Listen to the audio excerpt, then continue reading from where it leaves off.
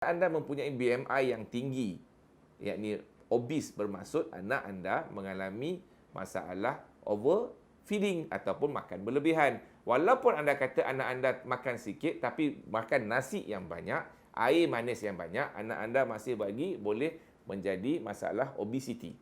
Sekiranya mereka mempunyai obesiti pada peringkat sekolah rendah, tak kala mereka pergi ke sekolah menengah, bila mereka mencapai akil balik, mereka boleh terdedah kepada penyakit-penyakit non-communicable disease seperti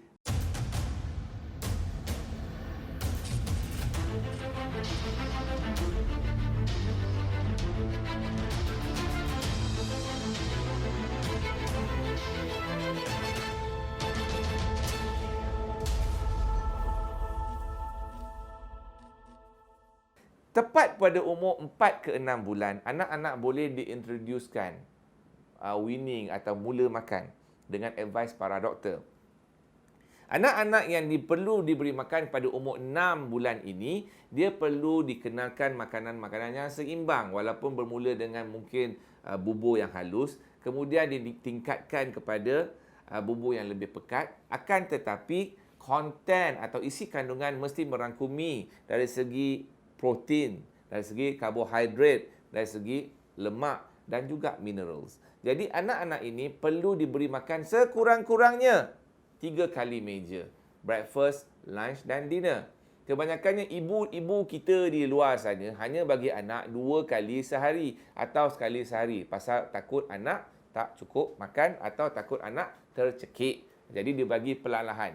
Jadi bila you all beri anak dengan kadar yang perlahan, you all akan mengalami masalah yang serius apabila anak tidak reti makan dan anak akan develop picky eater. Satu masalah yang biasa anda dengar, picky eater, tak nak makan tu, tak nak makan ni. So anda ada tempoh daripada 6 bulan sehingga setahun untuk memakan makanan ini dan ibu atau penjaga bertanggungjawab untuk mengenalkan makanan kepada anak-anak ini atas 3 yang tadi, breakfast, lunch, dinner, dan disertai dengan buah-buahan dan juga sayur. So, dalam tempoh ini, susu perlu dijaga. Kita faham kebanyakan anak orang Malaysia sekarang ni mengalami kesusahan. So, sekiranya masih lagi menyusukan badan, teruskan susu badan sehingga umur 2 tahun. Sekiranya anda tidak menyusukan badan, teruskan susu sehingga umur 2 tahun juga. Dan sekiranya faktor ekonomi menjadi isu anda untuk memberikan susu yang terbaik, naikkan makanan, kurangkan susu. Jangan cairkan susu. Dosa besar. Kalau banyak keadaan bila kita tak ada duit, para pesakit saya, dia menurunkan susu. Contoh 1 ounce 1 scoop. Dia jadi 1 scoop 2 ounce sebagai contoh. Jadi anak anda akan mengalami masalah kekurangan galian yang sangat serius. Jangan tuan-tuan. Kalau masalah ekonomi adalah satu faktor, naikkan makanan supaya anak anda boleh makan solid dan kurangkan susu tapi dengan sukatan yang masih lagi betul. Jadi, bila kita lihat anak ini sampai umur 2 tahun, first 1000 days ada sampai umur 5 tahun, dia perlu diberi makanan yang seimbang. Mengikut food pyramid, lemak, protein dan karbohidrat. Jangan bagi anak anda makan gula, jangan bagi anak anda makan garam, jangan biasakan mereka dengan makanan-makanan snack, jangan biasakan mereka dengan Maggi, dengan Twisties, dengan Chickadee, dengan apa-apa benda yang lain. Ataupun air-air kotak atau air-air gas kerana ini memudaratkan kesihatan mereka.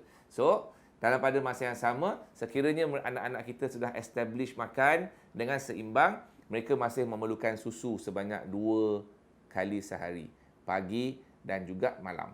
Ini yang penting. So, sekiranya anda melihat pertumbuhan anak anda bila diplotkan daripada umur 0 sampai umur 5 tahun, mengikut carta pertumbuhan, jadi insya-Allah anak anda tidak mengalami masalah kekurangan minerals. Anda boleh mempunyai anak yang dikatakan obes tetapi mengalami kekurangan zat besi. Anda juga boleh mempunyai anak yang obes mengalami kekurangan vitamin D sebagai contoh. Anda juga mengalami anak yang kurus. Kalau anak anda yang kurus selalunya mempunyai confirm mengalami kekurangan minerals yang lain.